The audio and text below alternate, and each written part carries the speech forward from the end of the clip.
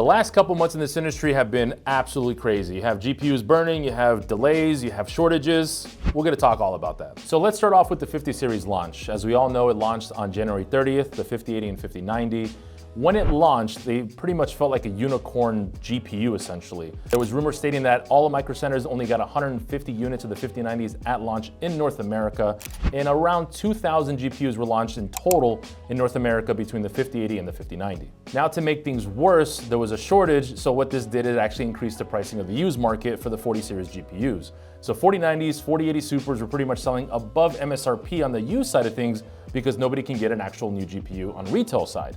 And to top things off, there was this whole thing with tariffs. There was possibilities of stuff increasing in price, which it did happen. Asus, as you can see here, increased their GPUs. Their Astro model, the liquid-cooled one, went all the way to $3,400, which is crazy. So speaking of shortages, price hikes, now there's something else that also we kind of had to deal with. The Founders Edition models of the 5080 and 5090, there's a bunch of reports of these GPUs pretty much melting at the power connector portion, and it's getting kind of out of hand. People are saying it's user error, people are blaming Nvidia. We honestly don't know exactly. DeBauer did do a video on his GPU, seeing that the power cable is going to 150 Celsius, which is insane to me. But again, in-house person, we haven't had that issue. I have a friend that has a Founders Edition, a 5080 and 5090, and we have not seen that issue yet. And we're still not done with the 50 series. Now, the 5070 Ti is supposed to be launching February 20th. It hasn't gotten official confirmation yet, but is still scheduled to release on that time frame. They did push back the 5070 launch from February now into early March, including the 5060 Ti. Which the competition in March is definitely gonna be kind of crazy because AMD is gonna be launching the 9070 variants as well. Like I stated before, March is gonna be a crazy month. AMD is also releasing the 9070 and 9070 XT. This was supposed to release in January while we're at CES. They actually did have it on display for us to take a look at, and they were gonna release it in January. But then out of nowhere, AMD pretty much took it off completely out of their whole press conference thing, but the models were sitting there. So we were really confused about it. And then we got word that they pushed it back all the way to March. The only rumor that we have seen so far is people were stating that it was because of the price that they were gonna launch at, which was at $899, but then AMD did confirm stating that that was never in talks of a price point. So now they're pushing it back to March, the release date, and the rumor now has it that the 9070 XT is gonna be priced around the $600 price point, and the non-XT variant right around the $499 price point. If that is the case, that is gonna be very competitive pricing because these GPUs both have 16 gigs of VRAM.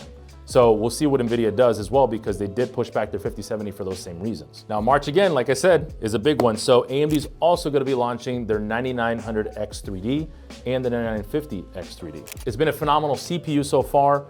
Again, it's 8 cores, 16 threads. So the 9900X and the 9950X will actually help out with the extra cores, extra threads, so productivity and gaming all at the same time. Now we hope that AMD did fix their problem with Game Bar and all that stuff because a lot of times back in the day with the last generation X3D models, they weren't parking the cores correctly. So while gaming, it wasn't parking the correct CCD and you weren't actually gaming on the correct X3D chiplet. So moving forward with the 9900X3D and the 9950X3D, when we get those in, we'll be doing some deep testing on it as well. And rumored has it, the price for the 900X is gonna be, X3D is gonna be around $599, and the 9950X3D is gonna be priced around $699, which is about the same price point as the last variant on the 7950X3D and 7900X3D. Speaking of CPUs, Intel has had an interesting year when it comes to the 13th and 14th gen generation. As you all know, they had the slight issue of the CPUs are pretty much burning themselves out over time, degrading pretty quickly. We've had our own experience in-house with that. We did see some CPUs degrade within 30 days, some up to a year, it just really depended on that. They did release BIOS updates, they did fix it quite a bit with microcode updates and all that. But AMD is definitely taking the cake the past few months since the 900X3D has released. So now Intel is in works of possibly releasing a CPU for desktop variants with 52 cores and 16 performance cores and 32 efficiency cores, which if they do release this is gonna be a very big game changer for Intel, but we definitely hope that this is on a smaller nanometer and the wattage and the heat is in control because that was the biggest issue we had with the last generation of Intel CPUs. It's a lot of wattage, a lot of heat, and that's what made them degrade over time. And that wraps it up. All right, bye.